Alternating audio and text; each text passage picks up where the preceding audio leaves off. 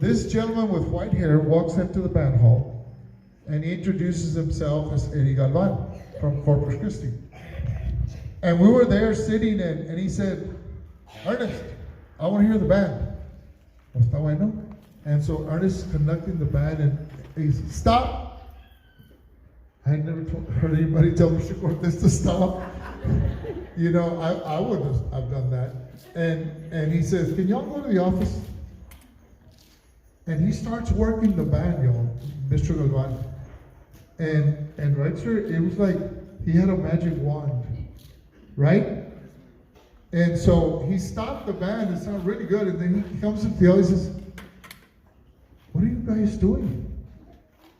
Pues, ¿qué están haciendo? He tells us in English and Spanish, you know, he tells us a story.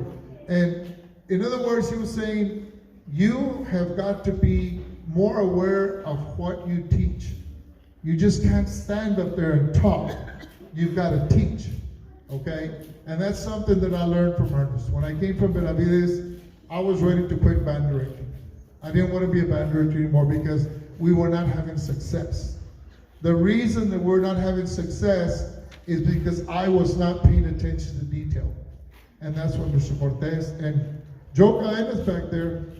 Joe Cadena was another one of my mentors, and Charlie Arzuaga. And they brought me to another level, you know, and that's what I want you to understand, that all of you young folks that are gonna go into college, you know, visit with your mentors. Like I visit with him and I talk to him. You know, besides what he did at Roy Miller, you know, he went to college, and this is he also went to the military. Can you imagine that?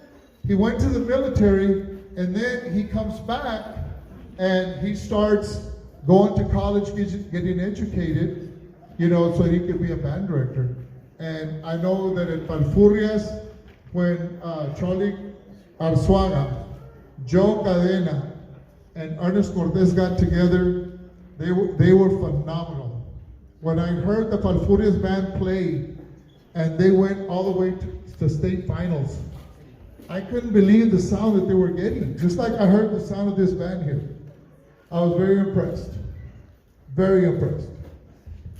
And you know, again, when Mr. Cortez came here, it was about being meticulous about what you taught. Be firm, but don't be hateful. You know, be firm, but don't humiliate. That's very important. So it's something that I learned, that you've got to get the kids to love you, and if the kids love you, they're going to go through a wall for you. Okay? And so it's something that's very important. And again, all these stories, I picked them up from Ernest, Joe, and Charlie. So many, Humberto Gonzalez in Heavenville. I student out under him. But here's where I had my best education, right here. Okay? So before I go any further, can you give him another round of applause, please? Yeah!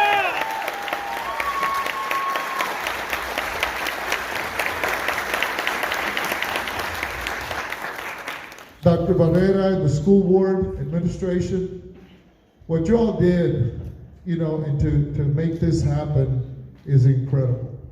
You know, to give, because a lot of times, people are recognized after they pass on, and that's so sad because they're not here to enjoy the moment, you know. And so what we're enjoying today is I want him to enjoy this moment because it is something that's phenomenal, because he touched the lives of thousands of kids. And you know that he's connected to me, and the thousands that I got to touch, they're part of his. They're part of Joe Cadena, part of Charlie, all these other folks. So again, you know, all these different things that we're discussing is about a gentleman that was not only a fantastic band director and teaching the kids, but he taught me too. And that's something that's very important because I carry it with me, okay? And I see a lot of my former students out there, a lot of former students of Mr. Cortez.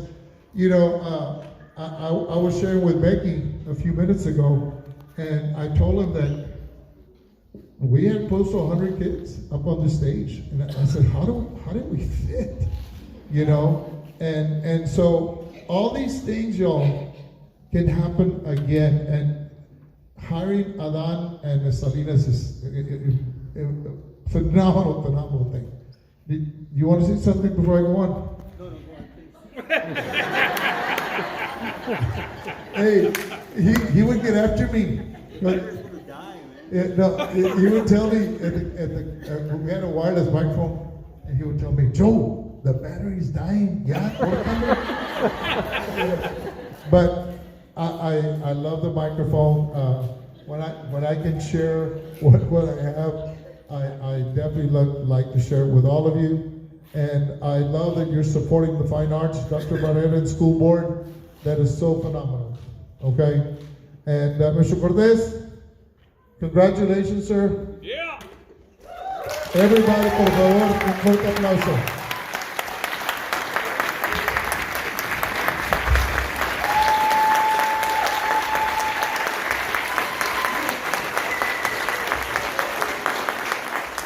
First thing I want to say is I dedicated 52 years of my life to teaching music.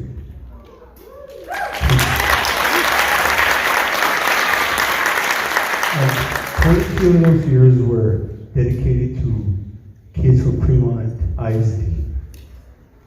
So it's been a pleasure to work with the kids. What I saw tonight brings back memories, how it started and then it ends well. Another thing that I want to say is I had an opportunity to work with my wife, Esmeralda. Like Elisa said, she was always sit there. She looked beautiful with all those dresses. The only thing I regret, I really didn't tell her that she was beautiful a lot of times. But now you can't.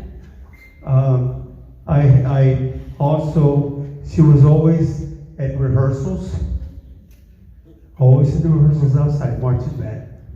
She would bring us, at first it was only 2 coffees for her and for me, and then Lisa was the director, it was 3 coffees. And then Eddie and Andre were there, and there was 5 coffees. Oh my God, it was costing a lot of money, burgers and things like that. But she was always there. Always there. Sometimes, yes, she didn't know her, but very talented, and so I had an opportunity to work with her, and then I taught Edward. First of all, Ernie. He's not with us. He was a percussionist. He was a drummer. He was a pretty good drummer. He played with the group. He was real good. He had a lot of rhythm. And then Edward, great musician also. In sports, very good baseball player, pitcher, and basketball. Ernie was also basketball. It was exciting going to all the games and it was great. And then, of course, my daughter, my loving, beautiful daughter, my princess, Miss Sophie, and working with her like that. Now, the next thing that I want to say is I was going to say about the mentors I had 2. Mr. Eddie Galvan, he was my junior high director in Corpus, and then when I went to the high school, he went there, and he was a man that he was beautiful. I mean, he just, whatever he said, that was the word. We all believed in him. And the next person is Charlie Arzuaga, mentor also. I still remember my first concert in Robstown. Because I was on stage, and the people we were talking about, would go shh, shh, shh to the people in the audience, and the next day he sits me down and says, Ernest, don't do that. Don't do that. Why? What did I do? So Sorry Arzuaga was very, he had tremendous bands in Falfurrias. Back then they were only pick one band to go to the area, and that was, and I think with him conducting, it was, I think it was, we made it about 3 times, right, Mr. Cadena? About 3 times to the top 5 in the finals, the state, and that was awesome. And then the directors, of course, also see Mr. Cadena. He's a fantastic, one of the best in the state of Texas, and he's just down the road. And Joe Solis, who you heard, Joe Solis, he was mariachi, he would sing, he had his own group, and doing all that. And it is an honor, pleasure, and privilege to be here tonight. Oh yes. Now, oh yeah, I forgot one person, very important person.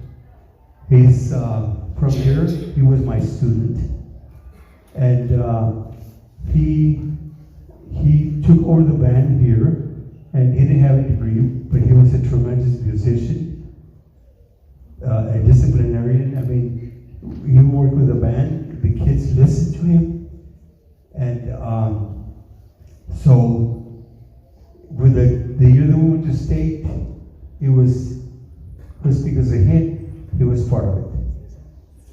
And his name is Hector Cantu.